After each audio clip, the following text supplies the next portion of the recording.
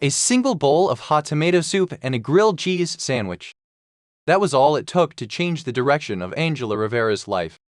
When she unlocked the front door of her small roadside diner and let a trembling boy escape the freezing night rain, she believed she was simply offering kindness. Just another small act of mercy in a world that rarely showed her any. She didn't know the child she welcomed inside belonged to one of the most feared families in the country. And she certainly didn't know that his father, whose name made police commissioners lower their voices, would soon walk through her door and pull her into a dangerous world she had never asked to see. The neon sign above Angela's diner flickered weakly against the storm. Rain hammered the quiet street outside like 1,000 tiny fists. Wind pushed sheets of water sideways across the pavement, and thunder rolled through the dark sky. Inside the diner, Angela wiped down the counter slowly. Her shoulders ached from 14 straight hours of work. The place was small: 10 booths, a counter with 8 stools, and a kitchen barely big enough for 2 people. The paint was chipped, the floor tiles cracked, and the coffee machine rattled like it had asthma. But it was hers. Or at least it had been her father's, and she had promised herself she would never let it die. Angela was 27, with tired brown eyes and hair always tied back in a loose knot beneath her waitress cap. She wore the same faded apron every night, patched twice at the pocket. Bills were stacked in the office drawer. Electricity overdue. Food suppliers calling daily. But quitting had never been an option. She finished wiping the counter and glanced at the clock above the kitchen door. 11:42 p.m. Too late for customers. Her cook, Miguel, stepped out from the kitchen, removing his grease-stained apron. "Storm's getting worse," he said. "You should close early tonight." Angela gave a tired smile. "I just need to mop and finish the register. Go home before the roads flood." Miguel hesitated. "You sure?" "I'll lock out." He nodded and grabbed his jacket. "Don't stay too long, Angie." "I won't." The bell above the door jingled as he stepped outside. Then the diner fell silent. Only the rain remained beating against the windows in relentless waves. Angela leaned against the counter and rubbed her temples. Some nights felt heavier than others. Tonight felt like the kind of night where the world tested your endurance. She glanced out the window. At first she thought it was just a shadow beneath the awning. But the shape moved. Angela frowned and stepped closer to the glass. A small figure stood outside the diner door. The child. Alone. Her heart sank instantly. Without hesitation, Angela grabbed the door handle and pushed it open. Cold wind rushed inside. "Huh," she called over the rain. The child flinched. He couldn't have been older than 7. His dark hair clung to his forehead, soaked through. A navy wool coat hung heavily on his small frame, and water dripped from the sleeves. But what caught Angela's attention were his eyes. Alert, and far too cautious for someone his age. He clutched a small metal toy car in one hand like it was a lifeline. Angela crouched down gently. "Hey, sweetheart, what are you doing out here?" The boy didn't answer. His teeth chattered violently. Angela didn't ask another question. She reached out slowly. "You're freezing. Come inside." He hesitated. Then he glanced past her shoulder toward the warm yellow lights of the diner. The smell of soup and bread drifted through the doorway. His stomach betrayed him with a quiet growl. Angela pretended not to notice. "Come on," she said softly. After a moment, he stepped forward. Angela quickly shut the door behind them. Warm air wrapped around the boy immediately. She grabbed a towel from the kitchen and draped it over his shoulders. "There we go." She guided him to the booth nearest the heater. He sat stiffly, still gripping the toy car. Angela poured a mug of hot chocolate and slid it across the table. "My name's Angela," she said kindly. "What's yours?" The boy stared at the mug for a long time. Finally he spoke. "Lucas." His voice was small and hoarse. "Well, Lucas," Angela smiled gently. "Are you hungry?" He nodded. That was all the answer she needed. Angela disappeared into the kitchen. A few minutes later she returned with a steaming plate. Tomato soup, grilled cheese, and a slice of warm apple pie. Lucas stared at the food like he wasn't sure it was real. "You can eat," Angela said. He didn't need to be told twice. The boy devoured the meal with the desperate speed of someone who hadn't eaten properly in days. Angela sat across from him quietly, pretending to organize receipts while watching carefully. His clothes told a strange story. Despite the rain and mud, they were clearly expensive. Tailored coat, leather shoes, cashmere sweater. Nothing about him suggested neglect. But hunger never lied. After a few minutes, she asked gently, "Do you know where your parents are?" Lucas stopped eating. His small shoulders stiffened. "My mom is gone," he said quietly. Angela softened. "I'm sorry." He looked down at his plate. "My dad is looking for me." Angela tilted her head. "Did you get lost?" Lucas shook his head. "No." He hesitated. Then whispered, "I ran away." Angela frowned. "What?" Before Lucas could answer, headlights suddenly flooded the diner windows. 3 black SUVs screeched to a stop outside. Lucas froze. His eyes widened in pure terror. Then he slid out of the booth and ducked beneath the table. "Hide me," he whispered urgently. "Please?" Angela's stomach dropped. Heavy car doors slammed outside. Men's voices. Footsteps. Angela stood slowly. She didn't know who those men were. But the fear in the child's voice told her everything she needed to know. So she made a decision. She planted herself behind the counter and waited. The diner door burst open. 4 massive men stepped inside. Black suits, cold eyes, rain dripping from their coats. They scanned the diner like predators. Angela crossed her arms. "Mere closed." None of them responded. One of the men began checking the bathrooms. Another walked toward the kitchen. Angela's pulse quickened. "Excuse me," she said sharply. "You can't just search my diner." The largest man stepped forward. Scar across his jaw. He reached for the phone on the counter and calmly unplugged it. Angela stared at him. Then the door opened again. And the room changed. The man who entered carried a quiet gravity that silenced everything. Broad shoulders. Tailored black coat. His presence alone shifted the air. The other men immediately stepped aside. Angela didn't know his name yet, but every instinct in her body warned her. This was the man in charge. His gray eyes settled on her. "How controlled? Where is he?" he asked. His voice was calm, but it carried the weight of command. Angela lifted her chin. "I don't know who you're talking about." The man stepped closer. His shoes made almost no sound on the tile floor. "I am not a patient man," he said quietly. "My son ran away tonight."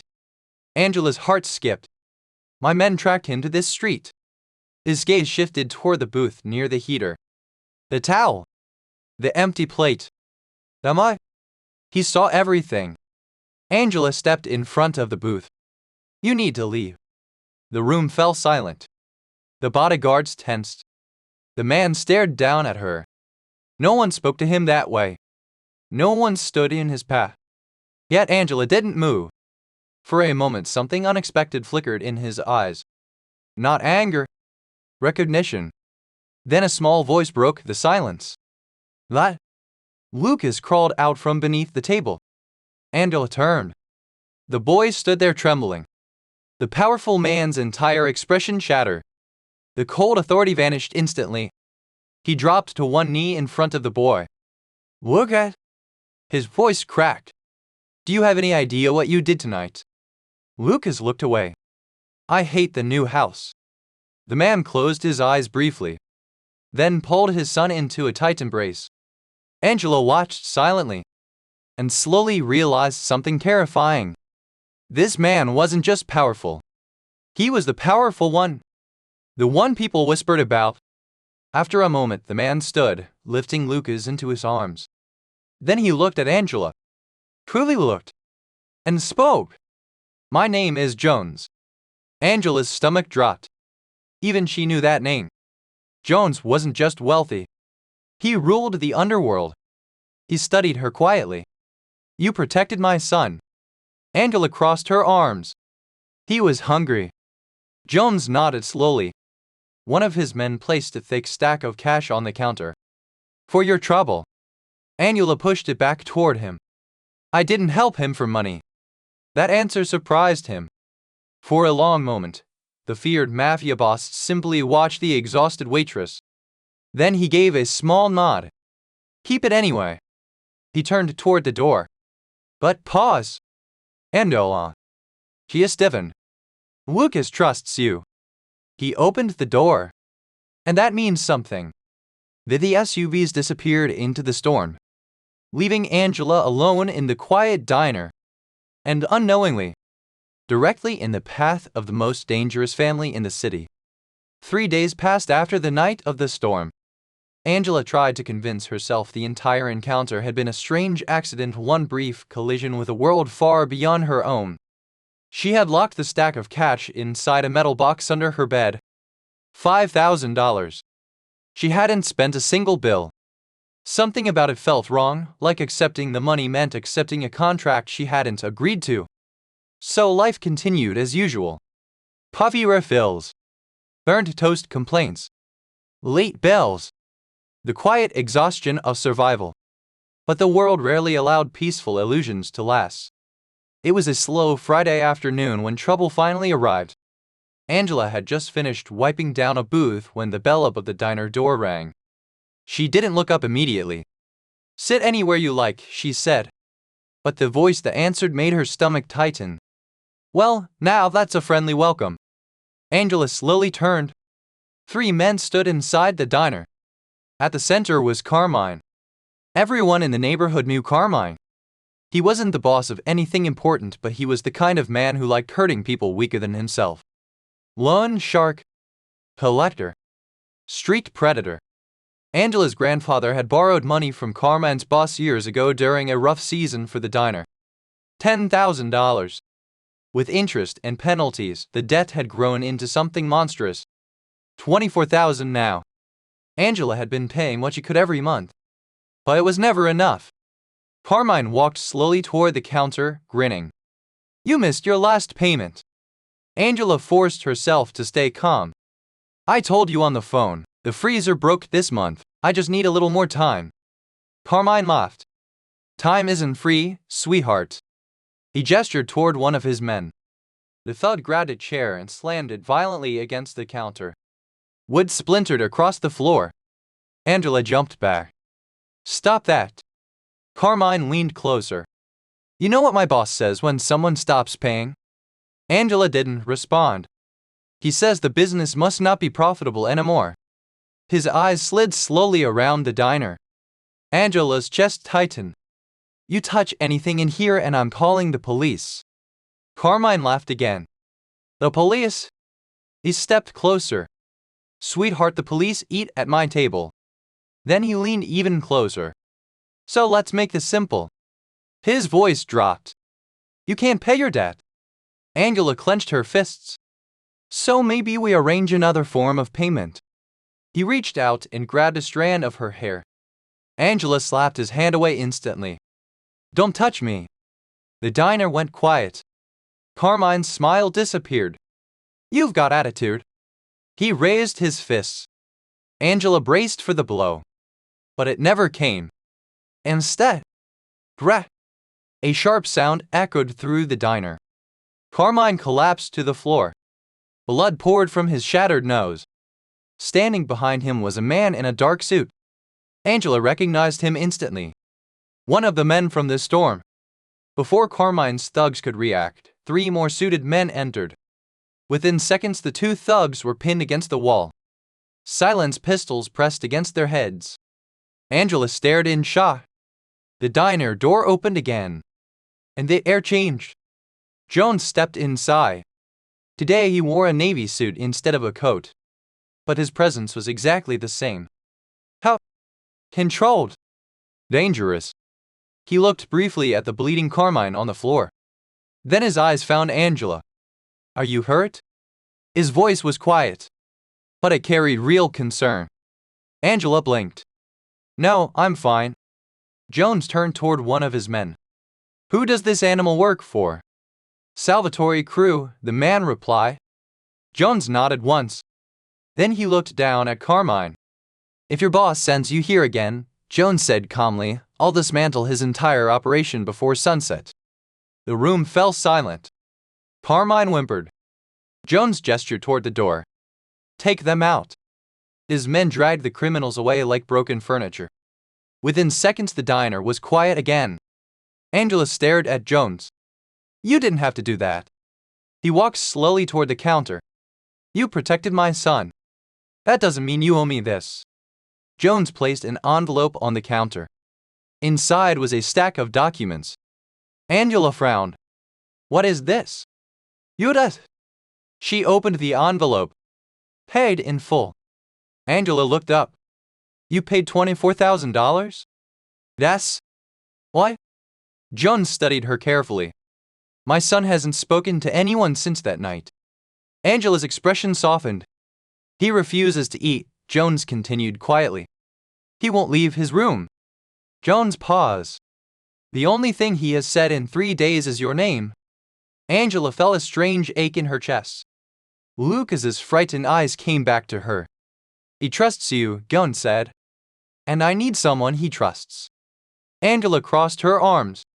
What exactly are you asking? Jones leaned slightly against the counter. I want you to come to my estate. Her eyebrows shot up. For what? To cook for him. Angela blinked. You want to hire me? Yes. She laughed softly. You're asking a diner waitress to work for a Mafia family. Jones didn't react. I'm asking you to help my son. Angela hesitated. And what do I get out of this? Jones answered immediately. You keep your diner. You choose your hours. You are paid 10 times what this place earns. Angela stared at him. And if I say no? Jones straightened. Then I leave. He shrugged lightly. And you return to your life. He began walking toward the door. But before leaving, he turned once more. The car will arrive tomorrow morning. Angela frowned. What car? Outside your apartment. He opened the door. If you wish to help Lucas be inside it. Then he stepped out into the afternoon sunlight, leaving Angela alone again, with a decision that could change everything. That night she barely slept. Because deep down, she already knew. She wasn't thinking about the money. She was thinking about a little boy in a soaked coat, holding a toy car, and asking silently for someone to care. At exactly 8 o'clock the next morning, a black luxury sedan pulled up outside Angela's apartment building. The vehicle looked absurdly out of place in the cracked parking lot. Angela stood on the sidewalk holding a worn canvas bag that contained everything she thought she might need for a few days. 3 shirts, 2 pairs of jeans, her father's old recipe notebook, and a quiet determination she didn't fully understand. She glanced back at the diner down the street. The neon sign flickered weakly in the morning light. Miguel had promised to manage things while she was gone. But leaving it still felt wrong. Angela took a deep breath and climbed into the car. The driver was a large older man with silver hair and calm eyes. Miss Angela, he said politely. I'm Marco. Mr. Jones asked me to bring you safely. The car door shut with a heavy click. Angela felt something strange settle in her chest. Like crossing a line she couldn't uncross. The drive lasted almost an hour. The city slowly disappeared behind them. Concrete turned to trees. Traffic noise turned to quiet roads lined with tall iron fences. Finally the car slowed before a massive gate. 10 feet high. Black steel. Armed guards on both sides. Angela leaned forward slightly. This is his house. Marco smiled faintly. His home, he corrected. The gates opened silently. Inside lay something that looked less like a house and more like a private kingdom. A sprawling modern estate surrounded by acres of forest. Security cameras tracked the car's movement. Men in suits walked patrols along the grounds. Angela felt like she had just entered another world. Marco parked near the entrance.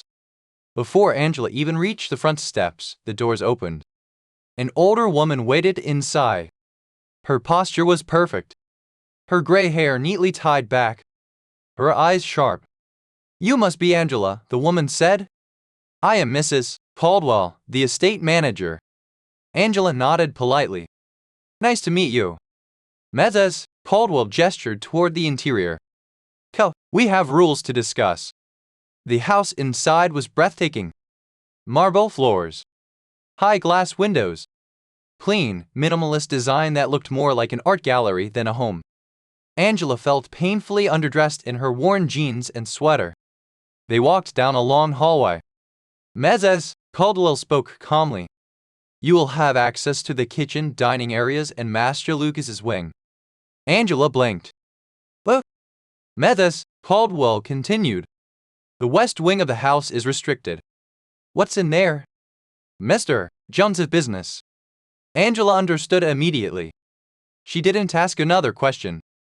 They stopped in front of a large sunlit sitting room. Before Mrs. Caldwell could speak again, a small blur of movement rushed across the floor. Angela! Lucas slammed into her waist with surprising force. Angela laughed softly and crouched down. "Hey there." The boy looked healthier already. Fresh clothes, plain hair, but his eyes still carried sadness. "You came," he said quietly. "Of course I did." Lucas hesitated. "Dad said you might not."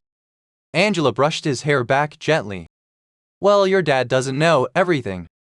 A low voice spoke behind them. "He knows enough." Angela stood slowly. Jones leaned against the doorway. White dress shirt, sleeves rolled up, no tie.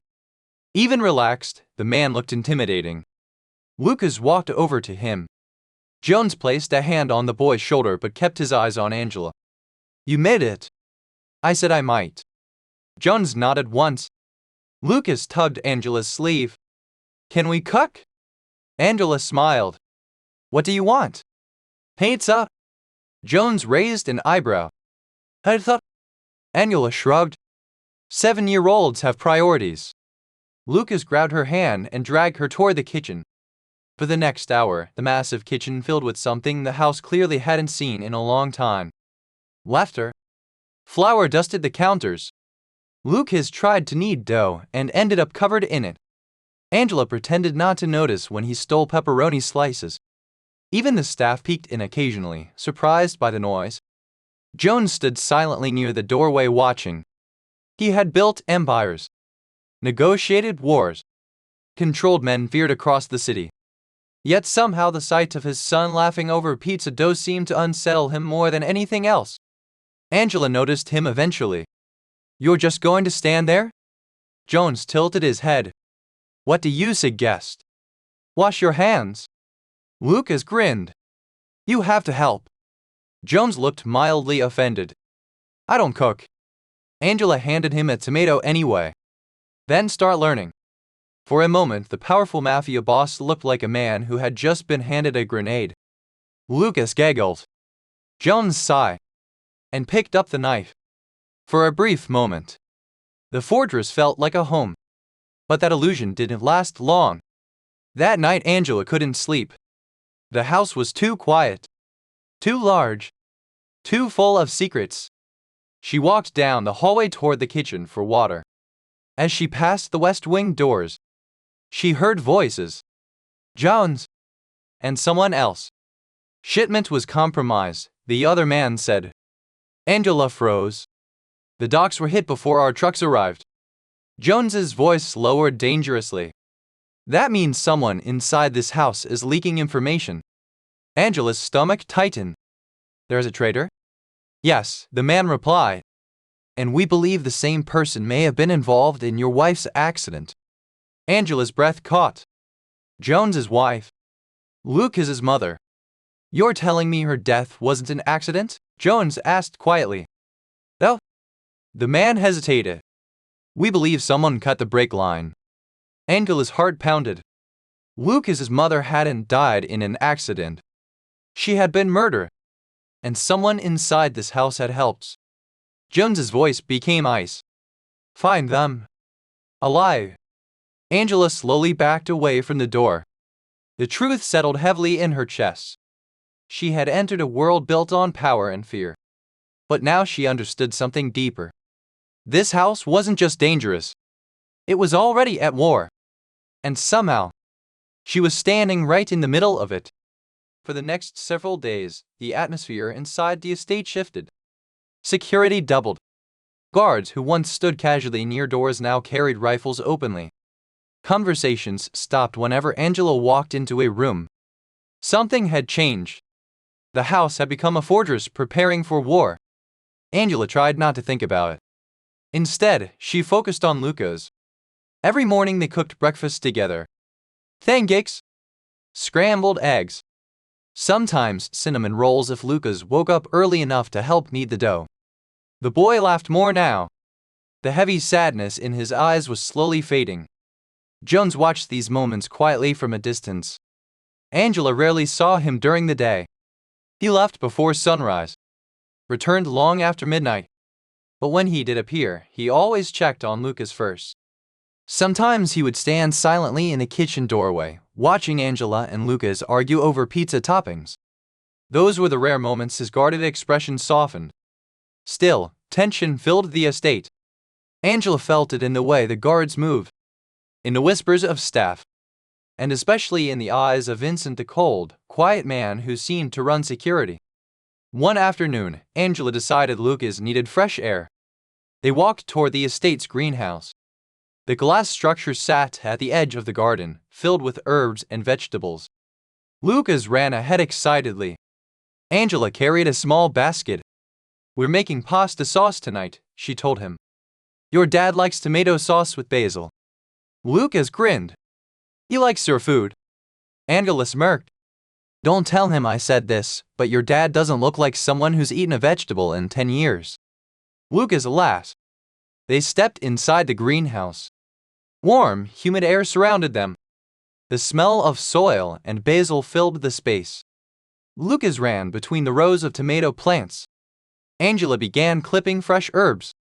For the first time since arriving, she felt calm. "Hazel." Then she heard a voice. Not Lucas. A whisper near the greenhouse exit. Angela froze. Slowly she moved closer to the vines. Through the leaves she saw Marco, the driver who had brought her to the estate. He held a phone to his ear. His voice was low. "I'm telling you, the timing is perfect." Angela's stomach tightened. Marco continued. "Jones is distracted. The guards are focused on the docks." Silence. Then Marco spoke again. "Yes, I have the kid right here." Angela's heart dropped. He glanced toward the greenhouse. There alone. A cold wave rushed through her body.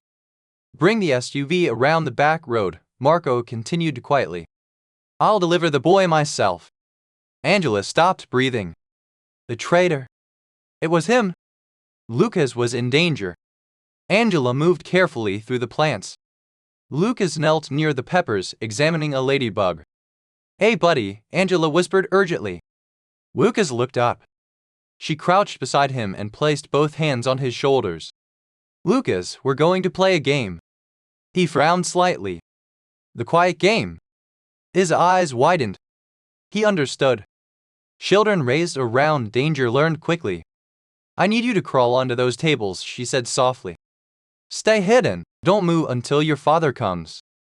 Lucas nodded immediately. Without a sound, he slipped beneath the metal gardening tables and disappeared into the shadows. Angela stood slowly. Her heart pounded like a drum. She scanned the room. Her eyes landed on a pair of heavy iron pruning shears on the workbench. She grabbed them. Behind her. Footsteps. Marco stepped into the greenhouse aisle. His friendly expression was gone. He held a pistol loosely in one hand. "Miss Angela," he said calmly. "Where's the boy?" Angela forced herself to stay still. "He's picking tomatoes." Marco sighed. "I'm not in the mood for games." He raised the gun slightly. "Where is he?" Angela's voice hardened. "You murdered his mother." Marco's expression didn't change. "Business is business." Angela tightened her grip on the shears. "He's just a child." Marco shrugged. "And a very valuable one." He pointed the gun at her chest. Last chance. Angela didn't answer. Instead, she grabbed a clay pot from the table and hurled it at him. The pot smashed into his shoulder. The gun fired. The bullet tore past Angela's arm. Pain burned through her sleeve. But she didn't stop. Angela charged forward and swung the iron shears hard. They slammed into Marco's wrists. He screamed. The gun fell. Marco struck her across the face. Angela crashed into a shelf of fertilizer bags. The room spun. Marco grabbed the pistol again. You stupid waitress, he snarled. He raised the gun. Angela tried to move, but her injured arm screamed in agony. The barrel pointed directly between her eyes. Angela. Lucas ran from hiding. Oh, she screamed. Marco turned toward the boy, but the greenhouse doors exploded open. 3 sharp gunshots cracked through the air. Marco staggered. Blood spread across his shirt. He collapsed to the ground. The smoke drifted through the shattered doorway. Jones stood there, gun still raised. His expression was colder than Angela had ever seen. Lucas ran to him crying. That? Jones dropped to one knee and held his son tightly. But his eyes never left Angela. Vincent and several guards rushed in. Secure the perimeter, Jones ordered. Vincent nodded and pulled Lucas away. Jones crossed the greenhouse quickly. Angela tried to stand. Her legs failed. He reached her just as she collapsed. Blood stained her sleeve. Jones's jaw clenched. Who did this? Angela looked toward Marco's body. He was taking Lucas. Jones's eyes darkened. He gently lifted Angela into his arms. You're bleeding. It's just a graze, she whispered. Jones held her closer. For the first time, the feared Mafia boss looked shaken. You protected my son. Angela leaned weakly against his chest. I couldn't let him take Lucas. Jones carried her toward the house. The guards parted instantly. Angela realized something in that moment. She had stepped into their world fully now. She had fought. She had bled. And whether she wanted it or not, she had become part of the Jones family. Angela woke up in a quiet white room. Soft sunlight filtered through tall windows. For a moment she didn't remember where she was. Then the ache in her arm returned. And everything came rushing back. The greenhouse. Marco. The bed. Lucas screaming. She turned her head slightly. Jones sat beside the bed. He was still wearing the same shirt from the night before, sleeves rolled and collar open. The powerful Mafia boss looked like a man who hadn't slept in days. His gray eyes were fixed on her. You're awake. Angela blinked. How long? 8 hours. Her voice came out rough. Woke at? He's safe. Jones paused. He hasn't left the hallway. Angela smiled faintly. He is stubborn. Jones's expression softened just slightly. Yes. A doctor entered briefly, checked her bandage, and confirmed what Jones had already said. The bullet had only grazed her arm. No serious damage. When the doctor left, silence settled again. Angela studied Jones carefully. You knew Marco for years. Jones nodded. Dad? Did you suspect him? No. Angela sat up slowly. That's why he succeeded. Jones leaned back in his chair. Explain. Angela looked at him directly. You built an empire based on fear and loyalty. That works with enemies. But it blinds you to betrayal. Jones didn't interrupt. Angela continued. Marco didn't act alone. The room grew quiet. Your serpent? Jones asked. Yes. What? Angela took a breath. Because a driver doesn't plan a kidnapping that precise by himself. Jones's eyes narrowed. Angela continued calmly. Someone higher gave him the schedule. Someone who knew when security would shift. Jones stood slowly. You're suggesting one of my captains. Angela shrugged slightly. I'm suggesting you stop assuming loyalty equals innocence. Jones studied her for a long moment. You're very comfortable accusing powerful men. Angela met his gaze. You asked for honesty. Something unusual flickered across his face. Respect. Before he could respond, the door burst open. Lucas ran inside. Angela. He hugged her carefully. You got shot. Angela laughed softly. Technically grazed. Lucas frowned. You saved me. Angela brushed his hair back. That's what adults are supposed to do. Jones watched quietly from the window. Something had changed inside him. For years he had ruled through fear and control. Yet the woman sitting in that hospital bed had done something none of his soldiers had managed. She had protected his son without hesitation, without payment, without orders, without fear. Later that afternoon, Jones called a meeting. Every senior member of his organization gathered in the estate's main conference room. 10 powerful men, captains, advisors, old friends. Angela stood near the wall beside Vincent. She didn't belong there. Everyone in the room knew it. The tension was thick. Jones entered last. The room fell silent immediately. He took his seat at the head of the table. Marco is dead, he said calmly. Several men exchanged glances. He attempted to kidnap my son. Shock rippled through the room. Jones continued. Someone helped him. Silence. Then a voice spoke. A man named Carter. One of Jones's oldest partners. You think there's another traitor? Jones's eyes moved slowly around the table. I know there is. Carter leaned forward. And your proof? Jones gestured toward Angela. She heard Marco's phone call. Every eye in the room turned toward her. Angela felt the weight instantly. Carter frowned. A waitress? Angela crossed her arms. A waitress who stopped your driver from stealing your boss's child. The room shifted slightly. Carter's expression hardened.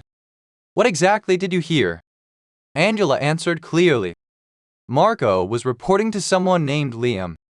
A few men shifted in their seats. Carter remained still. Angela continued. He said the cameras on the south perimeter were looped. Vincent frowned. That system is controlled internally. Angela nodded. Exactly. The room went quiet. Jones spoke again. Someone in this room had access. Carter laughed softly. This is absurd. His eyes flicked toward Angela. You're trusting the word of an outsider? Angela met his stare. No. She reached into her pocket and placed Marco's phone on the table. Vincent had recovered it earlier. Angela tapped the screen. A recording played. Marco's voice echoed through the room. The boss is distracted, the kid is here. Then another voice answered. Carter's voice. The room froze. Carter's face went pale. Jones stood slowly. The temperature in the room seemed to drop 10 degrees. You killed my wife. Carter shook his head. It was business. You were getting soft after she died.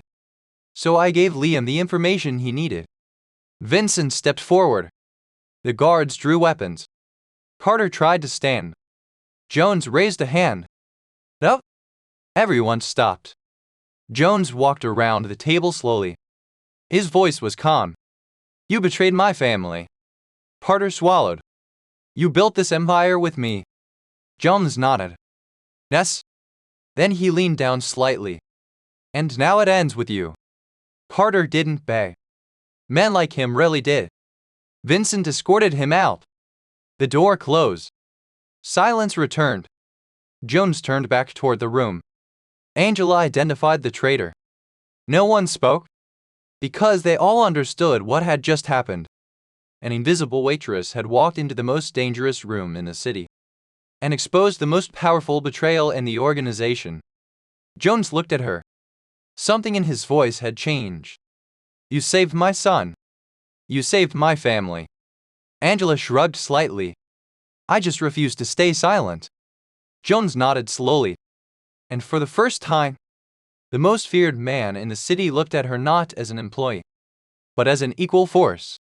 The execution of Carter did not end the war. It only exposed how deep the betrayal had gone. Within hours of the meeting, intelligence reports began arriving from across the city. Warehouses attacked. 2 trucks burned at the docks. 3 of Jones's businesses raided by police after anonymous tips. Liam O'Connor, the rival crime boss who had ordered Isabella's murder, was making his move. He believed Jones was weakened, distracted, broken. And for the first time in years, the city's criminal underworld watched closely to see who would survive. Inside the estate, the tension thickened into something dangerous. Guards doubled again. Phones rang constantly. Men moved through the halls with weapons at their sides. Angela stayed mostly in the kitchen with Lucas. But she could feel the storm building. One evening, Jones walked into the kitchen unexpectedly. He looked exhausted. His tie hung loose, and dark circles lined his eyes. Angela placed a plate of food in front of him without asking. "You haven't eaten today," she said. Jones looked at the plate. "Vincent told you." Angela shook her head. "I can tell by the way you're standing." Lucas looked between them. "Dad, Angela says you need vegetables." Jones stared at the plate again. Then he sighed and started eating. Lucas grinned triumphantly. Angela sat across the table. "You're losing control of the narrative," she said calmly. Jones raised an eyebrow. "I didn't realize you followed Mafia strategy." Angela shrugged. "I follow people." She leaned forward slightly. "Right now your enemies are telling the city you're weak." Jones didn't respond. Angela continued. "You're reacting to attacks. You're not controlling the story." Jones studied her. "What would you do?" Angela answered without hesitation. "I'd expose the truth." Jones frowned slightly. "Explain." Angela spoke carefully. "Your wife's murder. Your son's kidnapping attempt. Your traitor partner." She tapped the table. "That story doesn't make you weak. It makes your enemies monsters." Vincent had entered quietly during the conversation. Now he spoke. "She's right." Jones glanced at him. Vincent nodded. "The city believes O'Connor is just another businessman." Angela folded her arms. "So prove he's not." Silence filled the kitchen. Then Jones leaned back slowly. For the first time in years, the most feared man in the city was considering advice from a diner waitress. And he trusted her. 3 days later, the city woke up to chaos. A series of anonymous files were delivered to major news outlets. Evidence, financial records, security footage, audio recordings. Proof that Liam O'Connor had ordered the murder of Isabella Jones. Proof that he had bribed officials. Proof that he had orchestrated multiple violent crimes. The city erupted. Police raids began immediately. Politicians panicked. O'Connor's empire started collapsing overnight. The man who had tried to destroy Jones suddenly found himself fighting for survival. And when the police finally stormed O'Connor's mansion 2 weeks later, the war was over. Jones stood at the window of his office watching the news coverage. Angela entered quietly. "They got him," she said. "Ness?" He turned toward her slowly. "You ended this war." Angela shook her head. "No. I just pointed at the truth." Jones walked closer. For the first time since they met, his voice held no command. Only honesty. "Everything I built was based on fear." Angela crossed her arms. "Fear works. But not forever." Jones nodded. "I'm beginning to understand that." Lucas ran into the room suddenly. "Dad, they're talking about you on TV." Jones sighed. "That's never good." Lucas grinned. "They're saying you helped expose criminals." Angela laughed softly. "Look at that. The Mafia boss is suddenly the good guy." Jones looked at her. "You changed everything." Angela tilted her head. "No. You chose to listen." A quiet silence passed between them. Then Jones spoke again. "I have an offer for you." Angela raised an eyebrow. "Should I be nervous?" "Probably." He placed a folder on the desk. Inside were legal documents. Ownership papers. Angela frowned. What is this? The diner. She blinked. You bought the building? Yes. Angela closed the folder slowly. You can't buy my loyalty. Jones shook his head. I'm not trying to. He looked directly at her.